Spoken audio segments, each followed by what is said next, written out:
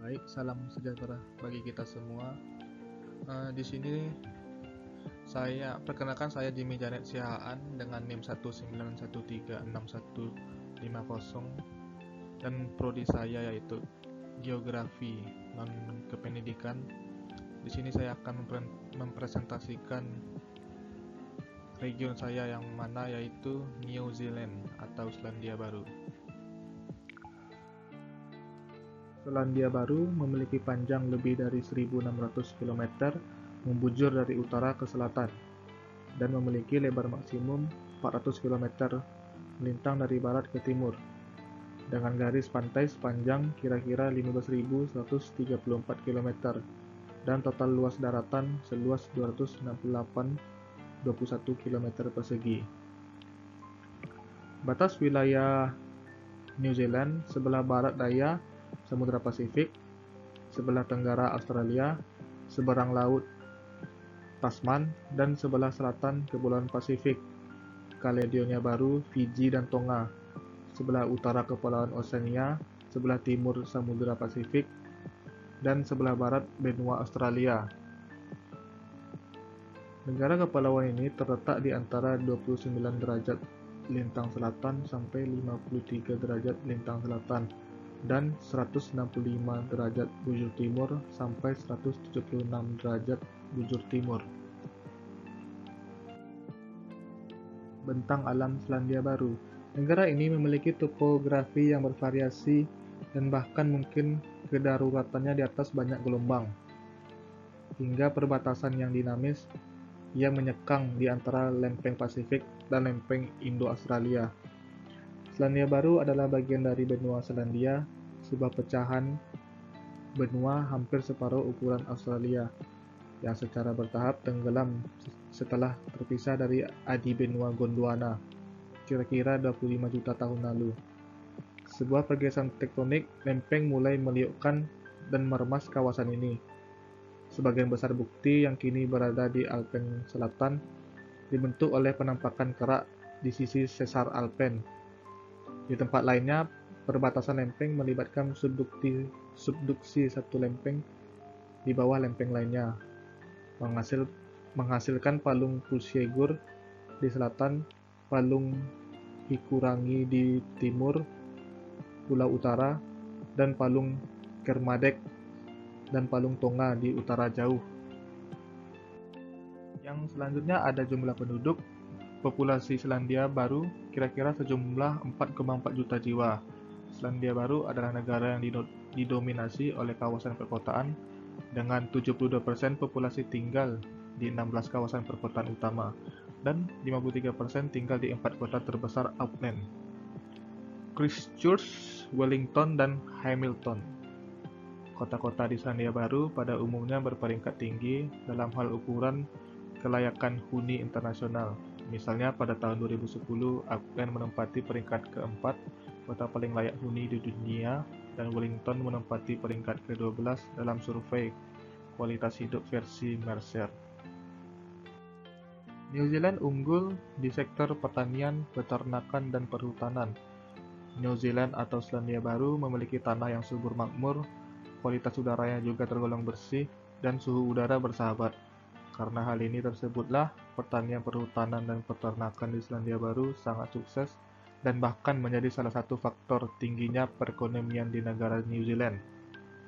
Hasil produk yang diperoleh dari sektor pertanian, peternakan, dan perhutanan antara lain yaitu susu perah. Susu sapi perah tersebut diolah hingga menjadi keju dan mentega. Selain susu, Selandia Baru juga merupakan penghasil daging, madu, dan telur. Domba juga banyak ditemui sehingga banyak produksi wool, sayuran, dan buah-buahan yang dihasilkan juga memiliki nilai jual tinggi seperti apel dan kiwi. Untuk sektor perhutanan sendiri, produksi yang cukup berkontribusi adalah produk yang berasal dari kayu. Dalam sektor pariwisata, Selandia Baru mempunyai salah satu taman yang bernama Abel Tasman National Park. Taman nasional ini memiliki luas wilayah 225,3 km persegi dan sudah berdiri sejak tahun 1942. Taman ini juga salah satu sebagai faktor penarik untuk wisatawan berkunjung. Selain taman tadi, ada juga tempat yang bernama Coromandel.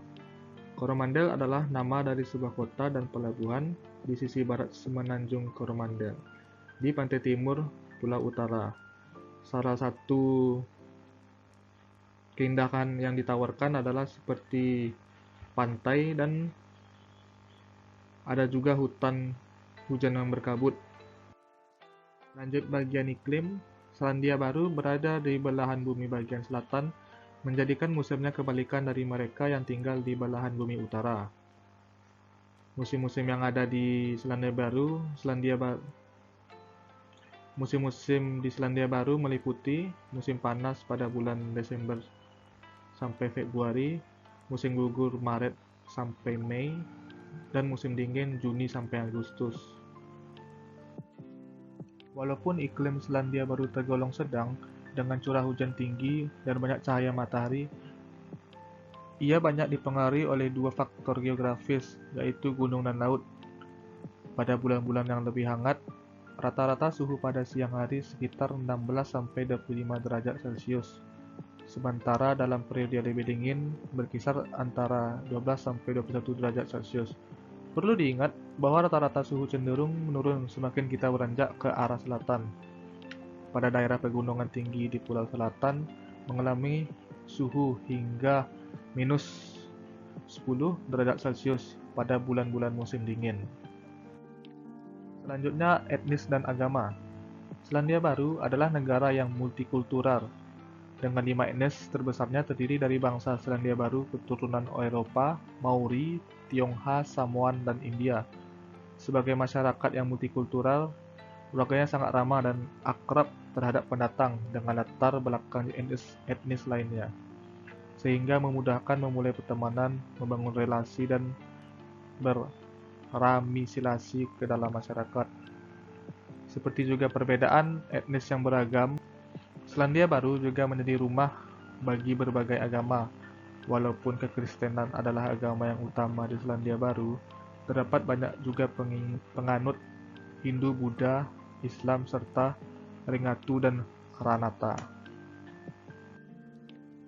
Lanjut pada sosial budaya, bisa dilihat di sini ada 3 gambar ilustrasi. Dimulai dari ilustrasi yang paling kiri, terdapat Kapa Haka, merupakan tarian tradisional suku Maori yang dilangsungkan di era perperangan. Tarian ini menunjukkan simbol kebanggaan, kekuatan, dan kesatuan suku Maori. Sebelah kanannya ada Pouhiri, merupakan tradisi upacara penyambutan yang dilakukan suku Maori yang pada umumnya bertempat di marae atau rumah perkumpulan Maori. Dan di akhir upacara, tuan rumah dan tamu saling menyapa dengan hongi atau upacara saling bersentuhan hidung. Lanjut, sektor politik. Selandia Baru adalah bagian dari persemakmuran Inggris, monarki konstitusional dengan sistem pemerintahan parlemen. Kepala negaranya adalah Kedaulatan Inggris dan Gubernur Jenderal menjadi wakil dari Ratu di Selandia Baru. Negara ini beroperasi dalam sistem pemerintahan bertanggung jawab, sistem di mana menteri negara harus sebelumnya terpilih menjadi anggota Dewan Perwakilan Rakyat. Pemerintah hanya dapat memegang kekuasaan saat ia memiliki anggota mayoritas dalam Dewan Perwakilan Rakyat. Setiap 3 tahun, Selandia Baru mengadakan pemilihan umum di mana masyarakat dapat mengambil suara. Hubungan kerjasama Indonesia dengan Selandia Baru. Hubungan kerjasama Indonesia dengan Selandia Baru telah lama terjalin, baik di bidang teknologi, sosial, ekonomi, pendidikan maupun kebudayaan. Sudah banyak mahasiswa Indonesia belajar di Selandia Baru, bahkan kedua negara telah melakukan tukar-menukar pelajar melalui program American Field Service. Di bidang perdagangan, Indonesia mengekspor kopi, teh, dan gas alam ke Selandia Baru. Sebaliknya dari Selandia Baru diimpor susu, krim, mentega, dan kertas.